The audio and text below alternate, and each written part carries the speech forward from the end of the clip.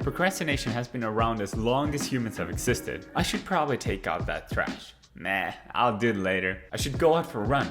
Ugh, it's cloudy out there. It might start raining. Odds are that you're supposed to be working or studying right now, but instead you're watching this video to know why you're procrastinating.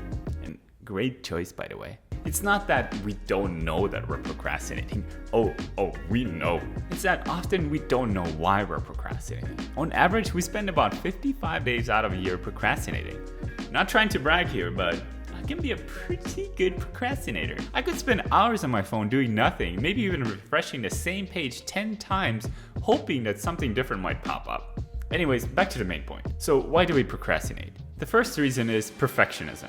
Perfectionists strive for, well, perfection. To be the very best at everything. I wanna be the very best, like no one ever was. This might seem like a good characteristic to have, but perfectionism is impossible to achieve.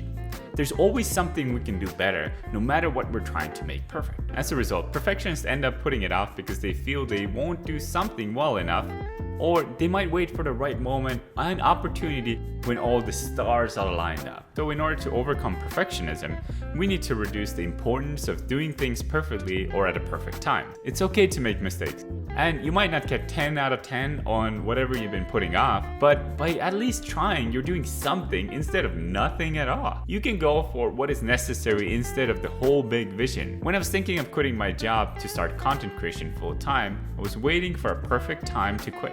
But realistically, the best time might have been 1 year ago, and the second best time was when I actually quit. I was also putting things off because of fear of failure. This brings me to my second point. Fear of something is another reason why we often procrastinate. Whether it's fear of failure, fear of change, fear of judgment, fear of the unknown, or fear of, you get my point. When people are fearful of a task, they often tend to avoid dealing with that fear because of how it makes them feel.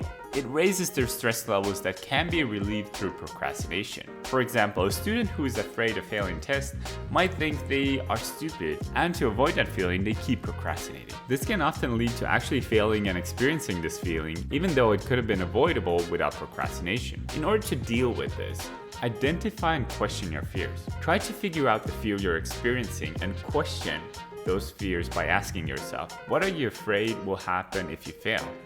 Is there any reason you should actually care about this issue so much?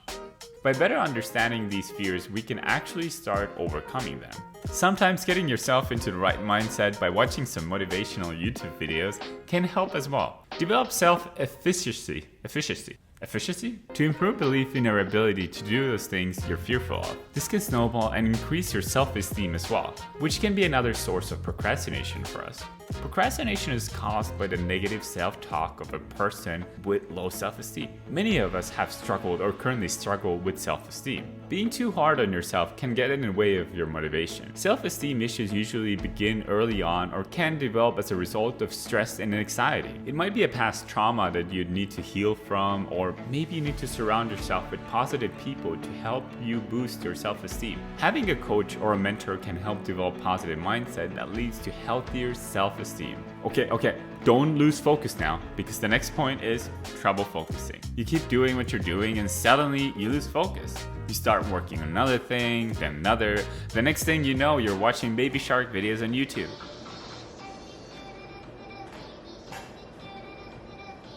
Psychologists have found a strong link between people who have difficulty concentrating and procrastinating. The good thing is that improving focus is a skill that can be learned and practiced. Consider silencing your phone or putting your phone out of sight if that's something you get distracted by. Or if there's something else you get distracted by, then move that out of your way as well. Take planned breaks to let your brain rest. You can also try the Pomodoro technique, which is a method for staying focused and mentally fresh. It's simple and has a 5-step process. Step 1, pick a task. Step 2, set a 25-minute timer. Step 3, work on that task until the time is up. Step 4, take a 5-minute break.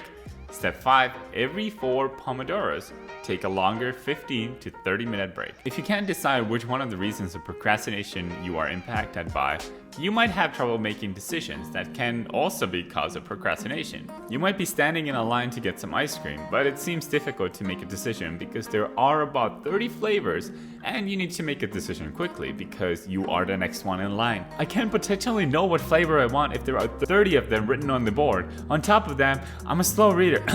Anyways, procrastination can occur when we have too many options, and often we can put that decision making off because of the mental energy it takes us. Or it could be even tied to fearfulness and perfectionism, such as being fearful of making the wrong decision. The solution to this is to simplify your decisions.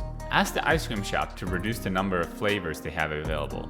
Reduce the number of phone apps you have, declutter your wardrobe, or prioritize your commitments and people in your life. When you do procrastinate, be kind to yourself.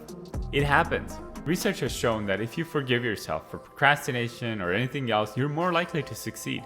Develop some self-compassion and don't be so hard on yourself. Maybe now you can jump back into your day feeling significantly more motivated. Subscribe, like, bye!